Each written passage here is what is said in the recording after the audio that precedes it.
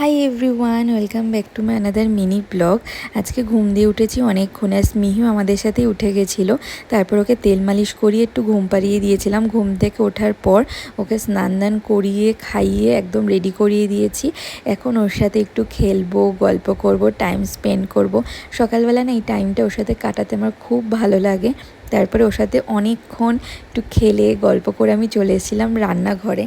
রান্না করব বলে আজকে না বানাবো খুবই স্পেশাল একটা রেসিপি, সেটা হচ্ছে কচু পাতার ভাপা চিংড়ি। এখানে অলরেডি আমি বসিয়ে দিই। এখন এত গরম পড়েছে না যে বেশিক্ষণ রান্নাঘরেও থাকা যায় না। এখানে দেখো আজকে বানিয়েছি পটলের দোলমা আর কচু পাতার ভাপা চিংড়ি। দেখতে তো জাস্ট ফাটাফাটি হয়েছিল। তারপরে স্নান দান করে লাঞ্চও করা হয়ে গেছে।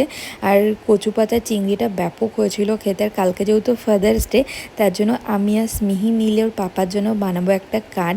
আমি বেসিক্যালি বানাবো, কিন্তু তার মধ্যে স্মিহিরও একটা টাচ থাকবে। তার জন্য দেখো বিটরুটের জুস করে এইখানে কার্ডটার মধ্যে ওর পায়ের ছাপ দেবো। আর কার্ডটা ডেকোরেশন আমিই করে দেবো। স্মিহি যখন বড় হবে তখন ওর পাপার জন্য ফাদার্স ডেতে ওর নিজের হাতেই কার্ড বানাবে। আর দেখো এখানে কার্ডটা অলরেডি রেডি হয়ে গেছে, আমি জাস্ট কিছু ডেকোরেশন করছি। আমার আর স্মিহির এই এফার্টটা কেমন লাগলো অবশ্যই জানো। এটা হচ্ছে কার্ডের ফাইনাল লুক।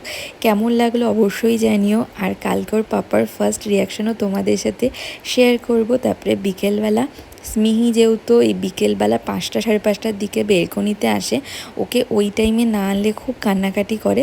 তারপরে আমার সাথে কিছুক্ষণ বেলকনিতে ঘুরে ও না ঘুমিয়ে পড়েছিল, আর ওর সাথে আমিও একটুখানি ঘুমিয়ে নিলাম। তারপরে সন্ধেবেলা ঘুম থেকে উঠে গেছিলাম, আর ওর পাপাও চলে এসেছিল ডিউটি থেকে। আর এখন মেয়ে শুরু হবে ওর পাপার সাথে প্লে টাইম। আর হচ্ছে সন্ধেবেলার পর থেকে না ওর পাপার সাথে টাইম কাটাতেও খুব ভালোবাসে। কারো কোলে তেমন আসেও না, পাপার কোলে ঘুমোবে, পাপার কাছে থাকবে।